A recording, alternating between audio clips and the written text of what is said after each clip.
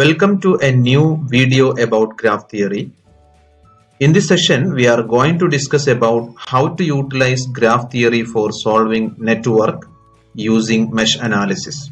Let's recapture what we learned in previous lectures. I think you are able to draw graph of a given network and how to draw chord tree of a given network, relationship between peaks and links, and number of nodes, etc.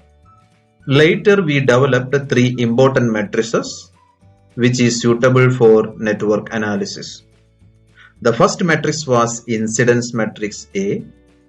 We found A matrix by applying KCL at each node of the network or graph. The KCL equation in matrix form is obtained as A into IB is equal to 0. This is reduced incident matrix and this is branch current matrix and this is null matrix. So A into IB is null matrix. Also there we derived the relationship between branch voltages and node voltages like this. That is A transpose into Vn gives Vb, where A is reduced incident matrix, Vn is node voltage matrix and Vb is branch voltage matrices. So in short, by means of KCL at each node, we got these two relations, A into IB is equal to 0 and A transpose Vn is equal to Vb. Similar way, we got another matrices, namely tie-set matrix B by applying KVL at fundamental loop. So these are the equation which we developed. B into Vb is equal to 0, where B is tie-set matrix. And later we developed the relationship between loop current matrices and branch current matrices by means of this relation. B transpose IL gives IB, where IL is loop current matrix and IB is branch current matrix. Finally, we got another matrix, namely cut set Q matrix by applying KCL at fundamental cut set. They are Q into IB is equal to 0, where Q is fundamental cut set matrix, IB is branch current matrix, and later we developed the relationship between peak voltage and branch voltage like this. That is Q transpose into Vt gives Vb, where Q is cut set matrix, fundamental cut set matrix, Vt is peak voltage matrices and Vb is branch voltage matrices. From this relation, if we know all loop current IL, then we can find all branch current. Similarly, if we know all node voltages, you can easily find out branch voltages using these relations. Similar way, if you know peak voltages, you can easily find out branch voltages. So any of these three methods can be used to solve the given circuit or network. In this video, we are going to discuss how to solve given network or graph using mesh analysis. For that, let's consider generalized network elements representation, that is generalized network elements or branches representation. In general, any network elements or branch in an electrical network may contain combination of active and passive elements. That means a branch in an electrical network is taken as series combination of voltage source and impedance, and across the combination we will use current source. Let's discuss this in detail. Consider a branch, say K. Generalized representation of kth branch of a network is shown here. Here IBK is kth branch current, ISK is kth branch current source, and ZBK is impedance of branch K, and VSK is kth branch current source, and VBK is voltage across branch K as shown here.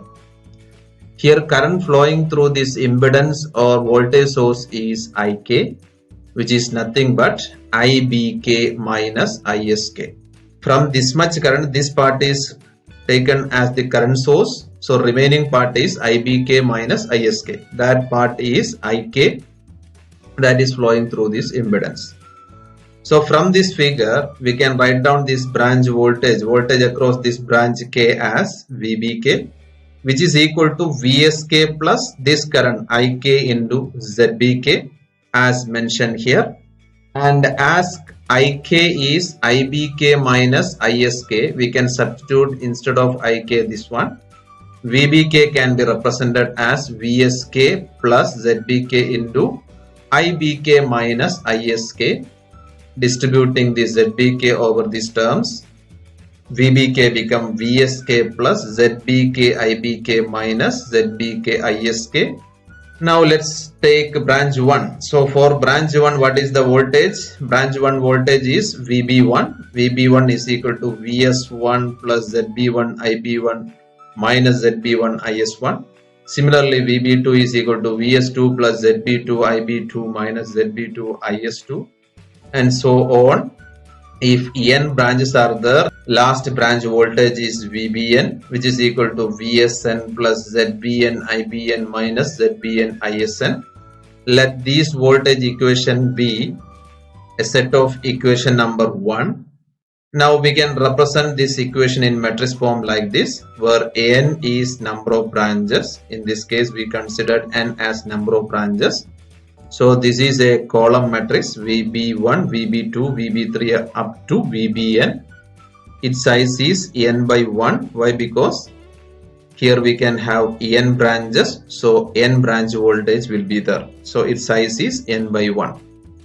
And this one Vs1, Vs2, Vs3, etc. Vsn is another column matrix with size n by 1, where n is number of branches.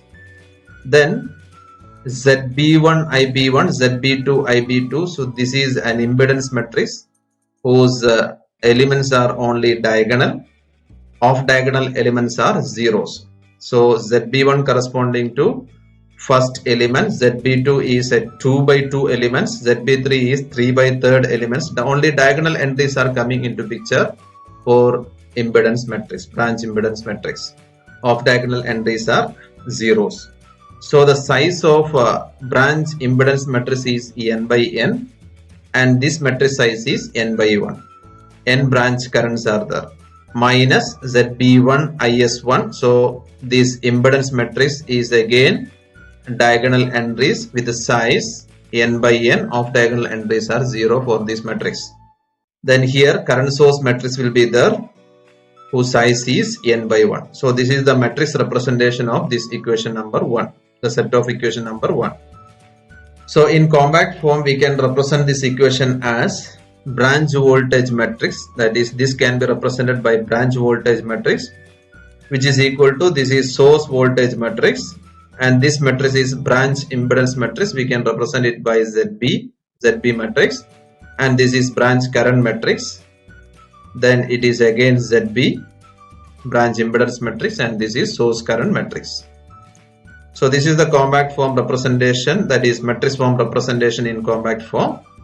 VB is equal to Vs plus ZbIb minus ZbIs. Say this is your equation number 2.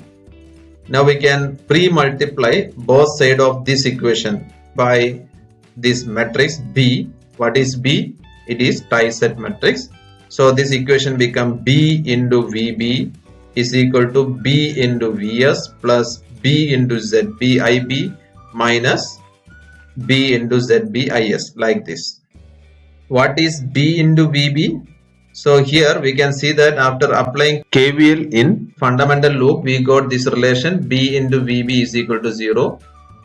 So that is mentioned here, B into VB is equal to 0.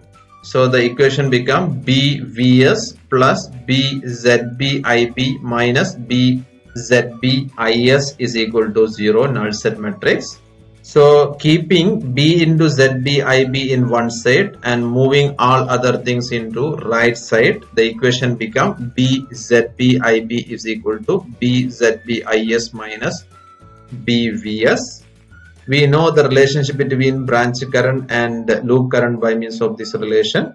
IB is equal to B transpose into IL. So instead of this IB, we can substitute B transpose into IL like this. So that is equal to BZbIs minus BYS. So when we are multiplying these three matrices B, ZB, B transpose, you can obtain a square matrix. So its size is number of fundamental loop by number of fundamental loop. Therefore, it is known as loop impedance matrix. Let's represent that by ZL.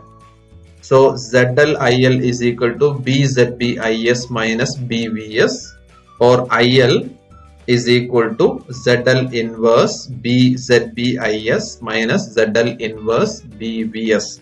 We know in the case of conventional mesh analysis, we can obtain loop currents or mesh currents.